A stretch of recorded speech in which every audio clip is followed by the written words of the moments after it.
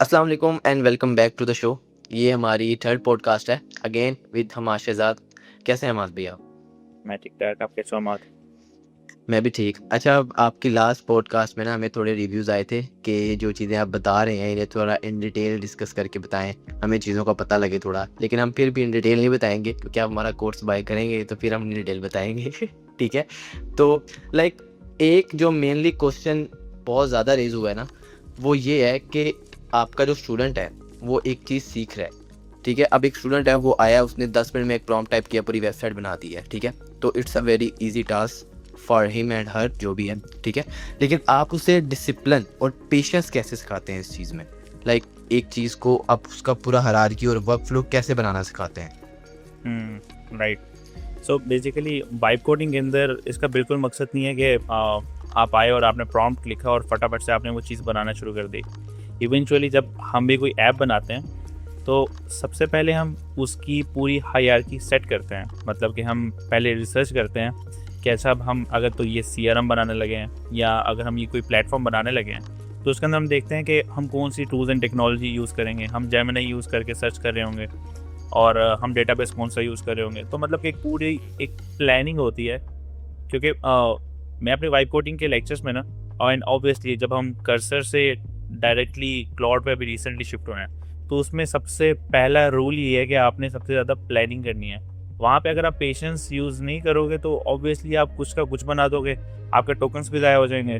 तो डेफिनेटली जब भी आप कोई भी प्लेटफॉर्म बना रहे हो या कोई वेबसाइट बना रहे हो, you have to do the planning first.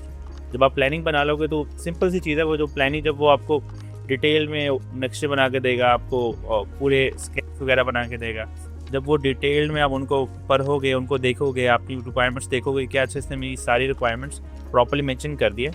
Let's say अगर उसने कुछ चीज़ें मिस कर दी हैं, उससे वो प्लान दोबारा से रीराइट करवाओ और दैट्स इट। और उसके बाद Like- you start the expecting the code. Like आपको उस चीज़ की नॉलेज होनी चाहिए। अगर स्टूडेंट एक बिगनर भी है, वो चीज़ कर रहा है, तो उसे पता हो कि वो क्या बना रहा है। Like this is something like कि आप अगर आपका कर्सर या क्लाउड AI टूल जो भी है उसे हाउ का पता है, तो आपको ये पता होना चाहिए कि आप आउटपुट से क्या ले रहे हो और ये चीज़ कैसे आप निकाल रहे हो। दूसरा क्या कहते हैं, मैं सबको ये प्रेफर करता हूँ कि जब भी वो कोड लिख रहे हो, मतलब कि ऑब्वियसली वो नहीं, जब आपका क्लाउड कोड लिख रहा हो तो उसके अंदर वो आपको थिंकिंग में वो आपको दिखाता है कि अब आप क्या कर रहे हैं या आप कौन से पेज पे काम कर रहे हैं। तो थोड़ा थोड़ा उसको भी पढ़ते रहना चाहिए। जैसा वो चीज़ें पढ़ते हो ना तो आपकी नॉलेज भी बढ़ती है, आपको पता चलता है अच्छा आपको फाइल बेस के अंदर ऑथेंटिकेशन करनी है, आपको इंडेक्सेस चाहिए, आपको डेटाबेस चाहिए। क्योंकि ऑब्वियसली ये चीज़ों का मुझे बिल्कुल भी आइडिया नहीं था। मतलब आज से 1 साल पहले मुझे बिल्कुल आइडिया नहीं था और मैंने ये चीज़ें इसी तरह ही सीखी कि लाइक कभी जेमिनी पे सर्च कर लिया, कभी क्लाउड पे सर्च कर लिया, और कभी कभी जब ये कोडिंग वो कर रहा होता था, कभी वो थिंकिंग के अंदर उसको ओपन करके उसको प्रॉपर्ली मैं खुद रीड कर लेता था। तो दैट्स हाउ मैंने इन छोटी छोटी चीज़ों को ना सीखा था फिर। लाइक मेनली अब हमें कोडिंग नहीं सीखनी, हमें बस इंग्लिश ही पढ़नी है, देखना है उस चीज़ को कि ग्रामरली जो चीज़ें हमें वोकेबुलरी हमारी अच्छी है तो हम जिस चीज़ को कर सकते हैं। अच्छा, आपने एक चीज़ बताई थी टोकन के नाम। तो टोकन के नाम से ना आजकल मुझे एक कोई बहुत ट्रेंडिंग रील आ रही है कि मुझ में और टोनी स्टार्क में सिर्फ एक ही फ़र्क है कि उसके पास अनलिमिटेड API टोकन्स थे और हमारे पास नहीं है। तो इसीलिए जितने भी टोकन्स हैं आप बड़े एहतियात से यूज़ करें। तो बिल्कुल ऐसी ही है। तो वो उनका तो अपना अपना सिस्टम था, अपना उनका सर्वर था। पर राइट नाउ ऑब्वियसली हम ओपन AI और डिफरेंट सर्वर्स यूज़ कर रहे हो, तो आपको बल्कि ना टोकन्स का इस तरह से ख्याल करना है कि अभी रिसेंटली गिटहब में बड़ी एक मशहूर रेपो आई हुई है, केवमैन के नाम से वो रेपो है। उसके अंदर जितने भी एक्स्ट्रा वर्ड्स हैं वो सारे वो रिमूव करवा देता है और सिर्फ आपको टू द पॉइंट आपको जवाब देता है। तो इस तरह की छोटी छोटी चीज़ों को आप यूज़ करके आप अपने टोकन्स को बचा सकते हो इवेंचुअली। अब हमें नॉर्मली इसलिए मसला नहीं आता क्योंकि हम सबसे मैक्सिमम पैकेजेस यूज़ कर रहे होते हैं। बट इफ़ अगर तो आप कोई छोटे छोटे पैकेजेस पे हो, $20, 50 या $100 वाले पैकेज पे हो, तो आई वुड से कि उसके साथ टू द पॉइंट बात करो ताकि आपके टोकन्स बचें और आपका बजट बच जाए। अच्छा, हम भी मोस्टली कुछ चीज़ें होती हैं, मैं भी ऐसे कर जाता हूँ कि जब मैं प्रॉम्प्ट दे रहा होता हूँ ना, तो लाइक मुझे लग रहा होता है कि AI को अगर मैं एक छोटी सी लाइन बताऊंगा ना, उसे ये चीज़ समझ नहीं आएगी। तो मैं इन डिटेल प्रॉम्प्ट दे देता हूँ कि अच्छा इसको ऐसे करके ऐसे कर दो। लाइक वो चीज़ ऐसे भी हो सकती है, अगर मैंने उसे कोई फोटो दी है मैं उसे सिंपल ये कह दूंगा कि जस्ट रिमूव द बैकग्राउंड। लेकिन हमें कहते हैं ना कि ह्यूमन नेचर है कि वो चीज़ एक्सप्लेन करके बताता है। तो इसके बारे में आप मुझे थोड़ा बताएं कि टू दी पॉइंट हमें रखना चाहिए कि उसे एक्सप्लेन करना चाहिए एआई कैसे वर्क करता है। लाइक आपका तो प्रॉम्प्टिंग में काफ़ी एक्सपीरियंस हो गया है इस चीज़ को लेके। अच्छा, डेवलपमेंट के अंदर ना ये चीज़ थोड़ी ज़रूरी है कि अगर आप उसको कोई छोटी सी लाइन दो और आपको वो डिटेल में जवाब दे, ये थोड़ी सी ज़रूरी इसलिए है क्योंकि आपको पूरी वो प्लानिंग करके दिखाता है कि लाइक वो कौन सी फाइल को अपडेट करने वाला है, ये कौन सा फीचर पहले कैसे चल रहा था और अब कैसे चलेगा। तो उस लिहाज से ये चीज़ थोड़ी सी ज़रूरी है कि अब आपको एक्सप्लेन करके डिटेल में बताएं। हाँ, कुछ जगहों पे आप कह सकते हो कि अच्छा, अगर आपने किसी क्लाइंट का रिप्लाई करना है या आपने कोई छोटा मोटा सा कोई काम करना है जिसमें आपको बहुत ही शॉर्ट सा रिप्लाई चाहिए, तो आप बेशक उसका ना प्रोफाइल में उसको एडजस्ट कर लो कि भाई मुझे इतने लंबे चौड़े जवाब नहीं चाहिए, मुझे सिर्फ टू द पॉइंट से 2-3 लाइनों में उसका रिस्पॉन्स दे दो एंड दैट्स इट। मतलब कि इतनी स्पेसिफिकली वो चीज़ें इतनी डिटेल में मेंशन करने की ज़रूरत नहीं है उसके प्रोफाइल के अंदर। सिंपली उसको मेंशन कर दो कि भाई मुझे give me the answer in just 1 or 2 lines, that's it. Alright, like हम उसकी पर्सनैलिटी सेट कर सकते हैं सिंपली आपने टू दी पॉइंट जवाब देना है, टू दी पॉइंट जो में आंसर आएगा उस पे आएगा। चैट जीपीटी के अंदर एक ये भी प्रोफाइल मौजूद है कि वो आपकी साथ साथ बेइज्जती भी कर देता है कि मतलब आप उसको यार ये मुझे काम कर दो, मुझसे नहीं काम हो रहा, वो आपको कहेगा भाई आपके हाथ टूटे हैं, आपसे काम नहीं हो रहा, चलो ठीक है फिर उसमें आपको कर देता हूँ। पता कि अगर आपको इस तरह की प्रोफाइल सेट करनी है तो आप ये भी कर सकते हो। आजकल वो एक मीम भी चली हुई ना, लाइक चैट जीपीटी पे जाके पूछता है अब पता है आज क्या हुआ है, तो चैट जीपीटी उसे कहता है कि भाई तू रहने दे, मुझे ना बता तो अपने काम खुद ही कर, मुझे ना बता। ये चीज़ें भी चल रही हैं। अच्छा, रिसेंटली एक मॉडल लॉन्च हुआ है, एंथ्रोपिक ने किया है मैथोस के नाम से, तो आपका इस पे क्या ओपिनियन? लाइक मैंने देखा है किलिंग, लाइक वो सिर्फ साइबर सिक्योरिटी की हद तक ही रह गया, वो यहाँ तक नहीं आया, तो उसके बारे में मुझे थोड़ा बताएं आप कि फ़ायदेमंद हो रहा था अगर आपके पास आता तो। अच्छा नहीं, मेथोस मेरा नहीं ख्याल कि हमारे पास वो आएगा क्योंकि उनकी जो स्टार्टिंग प्राइसेस है ना वो बहुत ज़्यादा एक्सपेंसिव हो गई। हमें क्लाउड कोड मिलता है तो तकरीबन को $200 का मिल जाता था, लेकिन मेथोस मेरे ख्याल से कुछ $2000-3000 से ऊपर जाएगा और वो सिर्फ एंटरप्राइज लेवल तक की कंपनीज यूज़ करेंगे। बड़ी बड़ी कंपनीज जैसे माइक्रोसॉफ्ट है या ऐसी कंपनीज, ओरेकल हो गई, बस इन कंपनीज तक महदूद रहेगा। लेकिन गूगल का तो ऑब्वियसली वो अपना खुद का एक कोई ना कोई मॉडल निकालेंगे, वो ऑब्वियसली किसी थर्ड पार्टी को यूज़ नहीं करेंगे। इसके अलावा कि अभी रिसेंटली मोस्ट प्रोबेबली इस वीक के एंड तक लाइक सैटरडे या Sunday may be opus 4.7 release हो जाए और चैट जीपीटी का 5.5 मॉडल भी रिलीज़ हो जाए, तो बहुत से उसके चांसेस हैं। उसके बहुत से लोग उसके लीक्स अभी लाइव करने लगे हुए हैं, मैं खुद देख चुका हूँ। और उसके अंदर सबसे बड़ी बात हमारे लिए तो मसला नहीं है, ऑब्वियसली हमारे लिए आसानियाँ हैं, बट जो डेवलपर्स हैं जो कि खुद कोड लिखते हैं उनके लिए मसला हो सकता है, क्योंकि उसके अंदर वो डेटाबेस, उसके अंदर सिक्योरिटी पैचेस और हर एक चीज़ जिस तरह लवेबल के अंदर आप सब कुछ खुद से कर लेते हो, सेम यही चीज़ें क्लाउड कोड सारी चीज़ें उसके अंदर ऐड कर रहे हैं और उससे और हमारे लिए आसानियाँ पैदा होंगी फॉर श्योर। मेरे जब आप ये बात कर रहे थे तो मुझे ऑटोमेटिकली स्माइल इसलिए आ जाती है क्योंकि लाइक समवन जब कोई मेरी एज का था, लाइक मेरे कोई बड़े हैं, लाइक मेरे चाचू हैं, तो उन्होंने कोई 10-15 साल एक्सपीरियंस गेन किया, एक चीज़ साइंटेक्स सीखा, चीज़ सीखी, डिप्लॉयमेंट सीखी, लाइव कैसे करते हैं। लेकिन अब एंथ्रोपिक 4.6 भी है अगर, तो मैं जाइए सिंपली टाइप अ प्रॉम्प्ट और मुझे पूरी वेबसाइट डिज़ाइन करके फुल फ्लैज बना देते। हमारे लिए डेफिनेटली बहुत आसानी है, मतलब कि मुझे वो दिन नहीं याद कि जब मैंने कोई अभी लास्ट कब मैंने एक लाइन कोड की भी लिखी हो, मुझे वो दिन भी नहीं याद। इवन कि अभी भी बहुत सी ऐसी वेबसाइट्स होती हैं जो हैक हो जाती हैं, कोई मसला आता है, हमारी नहीं, वर्डप्रेस की, शॉपिफाई की, इस तरह की वेबसाइट्स, तो उनको रिकवर करने के लिए भी हम क्लाउड कोड यूज़ कर रहे होते हैं। तो वो इतनी आसानी पैदा कर देता है कि जो जिन वेबसाइट्स को मुझे सॉल्व करते हुए तकरीबन एक वेबसाइट को ऑलमोस्ट कोई 15 से 20 मिनट या आधा कोई घंटा तो मुझे लगा करता था, बट अभी वो 5 से 10 मिनटों में आप एक वेबसाइट को उसका हैक रिमूव करते हो और उसको बस साइड पर रख देते हो, भाई ये सॉल्व हो गया है, अगली आने दो, कंप्लीट हो गई, अब अगली आने दो।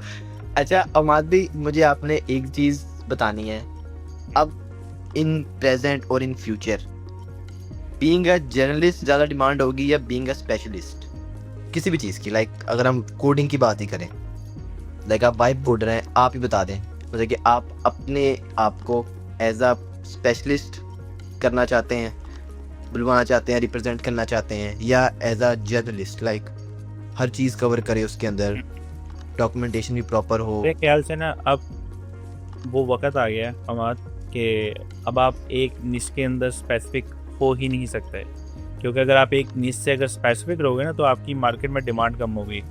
कि लेट्स से अगर आप कहते हो अच्छा you will make the documentation, आप उसका database, back and, front end, each and everything, even कि मार्केटिंग भी आप उसको खुद प्रोवाइड करो, so that would be the best thing. मतलब आने वाले वक्तों में यही ऐसे ही होगा कि मतलब कि आपकी 2-2 3-3 की टीम होगी, पूरी एक एजेंसी होगी और आप पता नहीं कितनी मल्टीपल ऐप्स लॉन्च कर रहे होगे, वेबसाइट्स लॉन्च कर रहे होगे। शायद मार्केटिंग वाली साइट अभी थोड़ी सी दूर है, बट वाइब कोडिंग के अंदर आपकी जितनी भी जो डेवलपमेंट है वो सारी इंक्लूडेड है, starting from the documentation to launching site, everything.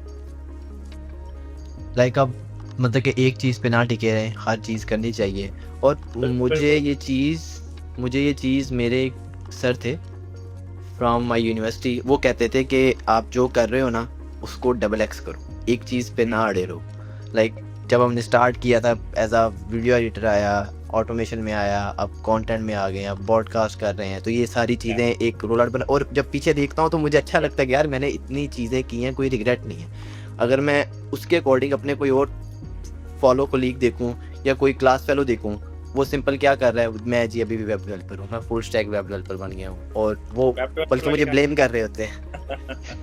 Like I am the full stack web developer, skill mentor का पेड कोर्स इनरोल किया हुआ है प्लस पॉडकास्ट होस्ट। यस, तो इसीलिए मुझे एक क्वेश्चन बहुत ज़्यादा सुनने को मिला है कि हमें क्लाउड पेड सब्सक्रिप्शन मिल गई है, हमने प्रॉम्प्ट भी देना आ गया है, लेकिन हम पूरी वेबसाइट नहीं डेवलप कर पा रहे, उस चीज़ से डिप्लॉय नहीं कर पा रहे। तो आपने इस चीज़ पे गाइड करना है कि how is it possible. Like एक बिगिनर बच्चा अगर आया है तो उसने पूरी वेबसाइट डिज़ाइन की, लाइक होता पता क्या है, लोग स्टार्ट करते हैं like right a full prompt for my front end and back and, उनका कोई आर्किटेक्ट नहीं होता। तो इस चीज़ पे आपने गाइड करना है, ये चीज़ बतानी है।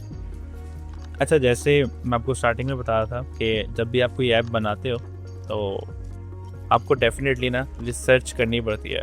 आप डायरेक्टली उसको जाके प्रॉम्प्ट दे दोगे ना तो वो चीज़ आपको वैसे ही नहीं बना के देगा, वो अपने लिहाज से कोई भी डेटाबेस जोड़ देगा, और इवन आपको वो कह देगा अच्छा ये वाली वेबसाइट मैंने कनेक्ट कर दी है और इस वेबसाइट के मेरे पास में वेरिएबल्स ले आओ। फिर आपको रैंडम वेबसाइट्स देखनी पड़ेंगी, उनके उन पर साइन अप करना पड़ेगा। सो हम अपने स्किल मेंटोर के कोर्स के अंदर यही चीज़ कवर करते हैं। मतलब कि वाइब कोडिंग डेफिनेटली आसान है, बहुत आसान है, बट मैं अपना एक्सपीरियंस वहाँ पे शेयर करता हूँ। मतलब कि हमारे कोर्स में ऐसा नहीं होता कि मैं उनको एक एप्लीकेशन में बना के दिखाऊँ। Like recently someone was asking कि भाई आप मुझे कितनी ऐप्स बना के दिखाएंगे, आप मुझे होटल मैनेजमेंट, मुझे ये बना के दिखाएंगे, ये बना के। मैंने कहा भाई आपको मैं ये नहीं बना के दिखाऊँगा, मैं आपको एग्जैक्टली कॉन्सेप्ट सिखाऊंगा कि कैसे कौन सी टूल्स एंड टेक्नोलॉजी आप यूज़ कर सकते हो। लेट्स से आई नो कि अच्छा आपको फ्री ऑफ कॉस्ट अपनी पूरी वेबसाइट लाइव करनी, you can use the Firebase and the Vercel. अगर आपको उसको होस्ट करना है you can use the digital host. मतलब these are the basic things. लेकिन अब इनको कनेक्ट कैसे करना है और कौन सी टूल्स एंड टेक्नोलॉजी, कौन से टिप्स एंड ट्रिक्स हैं, ये चीज़ें जो कि हम मेजरली प्रोवाइड कर रहे हैं। क्योंकि ऑब्वियसली वाइब कोडिंग तो हर एक छोटा सा बच्चा भी कर सकता है, और हमारा डिफरेंस और उस न्यू फ्रेशर वाइब कोडर्स का जो डिफरेंस है वो यही है कि we know which tool and technology we should use. Like mainly यही है ना कि अगर मेरे जैसा बंदा कोई अगर वाइब कोडिंग कर रहा है तो वो टोकन ज़ाया कर देगा सारे, और यही पता क्या स्किल मेंटोर ज्वाइन करें। Guys if you want to save your tokens please join skill mentor, our batch four is live now. Yes for sure हमारा बैच फॉर लाइव हो गया। तो माधवी मैंने मोस्टली ऑटोमेशन में एक ये चीज़ देखी है, बच्चे आते हैं ठीक है, उनको कॉन्सेप्ट नहीं क्लियर होते, उनको ये नहीं पता होता कि ये टूल करता क्या। अच्छा हाइप सुन ली, अच्छा ऑटोमेशन होती कैसे, क्या ऑटोमेशन होती है। जब उनको करके दिखाया गया तो लिटरली वो ये कहते थे कि अब हमारी चीज़ें क्लियर हुई हैं कि ऑटोमेशन होती क्या है। उन्हें एडवांस तक तो जाने की अभी नौबत नहीं आती, वो बिगिनर पे ही इतना स्टक हो जाते हैं कि उन्हें बार बार वही चीज़ रिपीट करवानी पड़ती है। लेकिन हमारे स्टूडेंट्स काफ़ी हैं, उनके मैंने लास्ट लेक्चर लिए हैं और टू बी ऑनेस्ट मुझसे अच्छा ही है। लाइक जैसे मैं था मुझसे तो अच्छा ही उन्होंने डेवलप किया है। लाइक मुझे ये होता है फिर कि जो सिखाया तो मैंने ही है ना, ये चीज़ आती है, लेकिन जो उन्होंने किया है वो बहुत फिट था और इतने बड़े वर्क फ्लोज बनाए हैं और लॉजिक उनकी इतनी फिट है क्योंकि स्टार्ट से जो एक चीज़ मैं लेके चल रहा था, मैंने उन्हें ये कहा था कि अपनी लॉजिक जो सी है ना वो अच्छी रखना। 100%। मैं तो सिखा दूंगा, मैं तो HTTP नोड का बता दूंगा, AI एजेंट का बता दूंगा कि ये करना, ये करके चले जाओ, लेकिन आपने अपनी लॉजिक अच्छी रखनी है। फिर उन जो असाइनमेंट्स दिए हैं, टास्क दिए हैं, उन चीज़ों में बहुत अच्छा जा रहा है। अब मेनली कुछ लोग वाइब कोडिंग करते हैं अपने लाइन ऑफ कोड को प्रोफेशनल करने के लिए, और कुछ लोग वाइब कोडिंग करते हैं सिर्फ अपनी आउटपुट निकालने के लिए। तो आप किस सेक्शन में आते हैं, लाइन ऑफ कोड स्पेशल करने के लिए या आउटपुट निकालने के लिए? देखो, वाइब कोडिंग से ना इस वक्त स्पेसिफिकली जो मैं वाइब कोडिंग से जितनी भी जो चीज़ें बना रहा हूँ वो मेरे डायरेक्ट क्लाइंट्स के लिए हैं। मतलब कि आई हैव द क्लाइंट्स जिनके लिए मैं एक पूरे CRM और उनके सिस्टम्स बना रहा हूँ। तो मतलब कि मैं उस चीज़ से टोटली निकल चुका हूँ कि मैं छोटी छोटी चीज़ें वाला वो मेरा सीन ही नहीं है। अब सीन ही है कि पूरे CRMs बन रहे हैं। रिसेंटली हमने स्टैकसेट बनाया, क्लाइवरा बनाया, इनवॉइसकेप बनाया। मतलब कि ये वो चीज़ें हैं कि मैंने छोटी छोटी सब्सक्रिप्शंस ली हुई थी, कहीं पे $20, कहीं पे $50। आप सोच लो कि लाइक ये सारी सब्सक्रिप्शंस को रिमूव करके I just made my own tools, और मेरी पूरी टीम वो टूल्स यूज़ कर रही है इस वक्त। इवन दो मेरे जो क्लाइंट्स हैं, मतलब उनके साथ अगर हमने कोई ग्राफिक्स शेयर करने होते हैं तो क्लाइवरा इज़ द टूल। तो क्लाइवरा के अंदर हम ग्राफिक्स बनाते हैं, और ग्राफिक्स बनाने के बाद क्लाइंट के साथ शेयर कर रहे हैं। उसके अंदर हमने मॉड्यूल्स ऐड किए हैं कि अच्छा आप शेयर भी कर सकते हो, फिर उसके अंदर आप एडिट भी कर सकते हो। मतलब इस तरह की छोटी छोटी फीचर ऐसे ऐड कर दिए हैं कि हमारा टाइम भी बचता है उससे, और क्लाइंट को जितने भी जो ग्राफिक्स जो है वो ज़्यादा स्पीड से भी मिल जाते हैं। तो उससे बहुत ज़्यादा हमें बहुत फ़ायदा। और इनवॉइसकेप का मुझे याद है कि मेरी एक सब्सक्रिप्शन थी $20, sorry not $20, it was $100 a year. तो वैसे ही वो बैठे बैठे उन्होंने मेरी सब्सक्रिप्शन क्या कहते हैं एक्सपायर हो गई, मैंने उसको पेमेंट नहीं की हुई थी। देन आई थॉट कि भाई मैं ज़ोहो बुक्स को क्यों पैसे पे कर रहा हूँ $100, जबकि मैं अपना एक पूरा एक सिस्टम बना सकता हूँ। तो मैंने पूरी एक इनवॉइस ऐप बना दी जिसके अंदर मैंने स्ट्राइप कनेक्ट कर दिया, मैंने उसके अंदर ऑटोमेशन ऐड कर दी, मैंने उसके अंदर रिक्योरिंग पेमेंट्स, इनवॉइस, मतलब जो कुछ मेरे दिमाग में जो आता था ना कि भाई अच्छा जो ज़ोहो बुक्स के अंदर चीज़ें ये मौजूद हैं, वो सारी की सारी मैंने उसके अंदर ऐड कर दी। और अच्छा मज़ेदार चीज़ क्या है उसके अंदर, अभी रिसेंटली ओपन क्लॉ बड़ा मशहूर था, तो मैंने क्या किया कि ओपन क्लॉ को अपने व्हाट्सएप के साथ कनेक्ट किया। अब मैं उस ओपन क्लॉ को मैं वॉइस नोट भेजता हूँ, और ओपन क्लॉ मेरे इनवॉइसकेप के अंदर जाके वहाँ पे वो मेरी इनवॉइस बनाता है और मेरे साथ वो इनवॉइस का लिंक शेयर कर देता है। अब मतलब मेरी एक वो भी रिस्ट्रिक्शंस खत्म हो गई कि अच्छा मैंने इनवॉइस बनाने जाना है, इवन तो मुझे वो भी बनाने की जरूरत नहीं है, व्हाट्सएप के ऊपर बनी बनाई मुझे इनवॉइस के लिंक आ जाते हैं। रिसेंटली ओपन क्लॉ का एक इशू चल रहा था कि वो सिक्योरिटी मेजर्स पे कोडिंग नहीं जा रहा, उसके इश्यूज आ रहे हैं, और लाइक बहुत से लोगों का डाटा भी लीक हुआ है, उनके APIs भी लीक हुई हैं। तो इसके बारे में आप मुझे थोड़ा बताएं, आपके साथ तो नहीं ऐसा कुछ हुआ? नहीं, बेसिकली स्टार्टिंग से ना लोगों को बहुत ज़्यादा हाइप थी, लोग मैक मिनी ले रहे थे और लोग होस्टिंग्स ले रहे थे। मैंने मैक मिनी लेने के बजाय मैंने आई प्रेफर कि मैंने होस्टिंग यूज़ की। अब उसमें मैंने उसको सेटअप करने के लिए मैंने उसको खुद से मैन्युअली सेटअप नहीं किया था, मैंने एक कर्सर यूज़ किया था। और इवन दो उस टाइम तक ना बहुत सी ऐसे डॉक्यूमेंटेशंस रिलीज़ हो चुकी हुई थी जो आपको बताते थे कि अच्छा ये मसले आ सकते हैं और आपने इन चीज़ों को सिक्योरिटी के लिहाज से सिक्योर करना है। तो वो सारी डॉक्यूमेंटेशन मैंने कर्सर को दे दी, और कर्सर को मैंने खुद ही कह दिया कि भाई अपनी रैपो मौजूद है तो इसको प्रॉपरली मेरे लिए सेटअप कर दो, and it is did everything for me. मतलब कि वो छोटी छोटी जितनी भी जो मालवेयर हैं, वो सिक्योरिटीज और जितने भी पैचेस वगैरह जो उसने ऐड करने हैं, उसने वो मिनटों में मेरे लिए ऐड किया और everything was live for me. और मैं आई थिंक मैं उसको स्टार्टिंग से ही यूज़ कर रहा हूँ ओपन क्लाउड को। बट अभी के लिए मेरा थोड़ा सा रुझान ओपन क्लाउड के लिए ख़त्म हो चुका है। I prefer to use the Claude code now.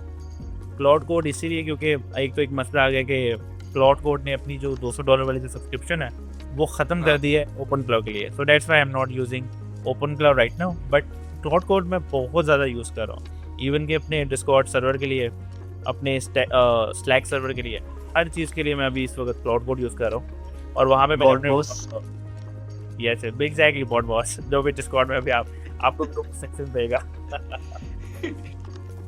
उसका मकसद ये है कि वो खुद स्केड्यूल्स पे चलता है, वो आपकी सारी कन्वर्सेशंस को पढ़ता है और पढ़ने के बाद मुझे वो अपडेट्स देता रहता है।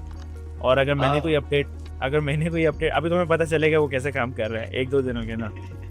उसके अंदर क्या है कि अगर मुझे कोई क्लाइंट की से कोई रिक्वायरमेंट आती है, तो इंस्टेड ऑफ कि मैं कोई थ्रेड और उसके अंदर कन्वर्सेशन आपको मैं लिख कर भेजूँ, क्योंकि ऑब्वियसली मैं आपको बस छोटी सी शॉर्ट में भेज दूंगा, तो बट आई प्रेफर कि क्लाउड कोड आपको पूरा एक डिटेल्ड में लिख कर वो आपको सेंड कर दे।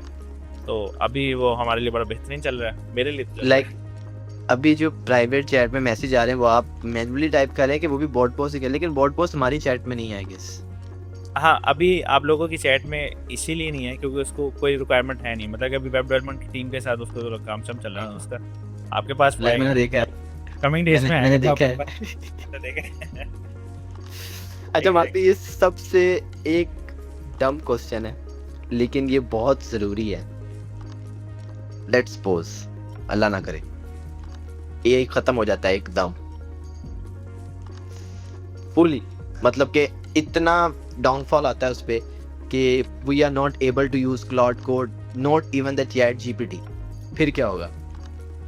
फिर हम केवमैन वाली जिंदगी में दोबारा वापस चल जाएंगे, फिर हम अपने डेवलपर्स को दोबारा हायर कर लेंगे। आई एम जस्ट किडिंग, बहरहाल ऐसा होना तो नहीं चाहिए, क्योंकि आगे जाके ना जितने भी मतलब जैसे ये टेक्नोलॉजी आसान होती जा रही है, उसमें क्या होगा कि आपके जो मैकबुक्स हैं, लाइक मे बी जो M6 आएगा, या आपके जितनी भी जो लेटेस्ट टेक्नोलॉजी आएगी उसके अंदर बिल्ट इन होंगी ये चीज़ें। आपकी रैम्स और आपकी स्टोरेज है उस लिहाज से वो कंपैटिबल होंगी कि वो आप जितने भी ओपन सोर्स अवेलेबल है इंटरनेट पे, वो आपके लोकली आपके लैपटॉप पे वो चलते रहेंगे।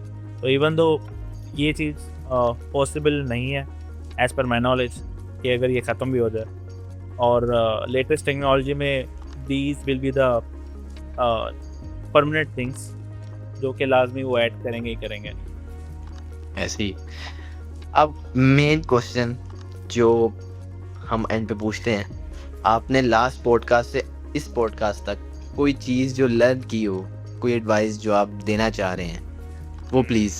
अच्छा, एक टिप मैं ये दे सकता हूँ कि लाइक एक हफ्ते के अंदर एटलीस्ट मैंने सीख किया ना, क्लाउड कोड के तकरीबन 50 to 60% जो टोकन होते हैं ना वो हमारे ऑलमोस्ट ज़ाया हो जाते हैं। तो इस वीक मैंने ये चीज़ देखी है कि आप अपनी मिनी स्किल्स बना सकते हो।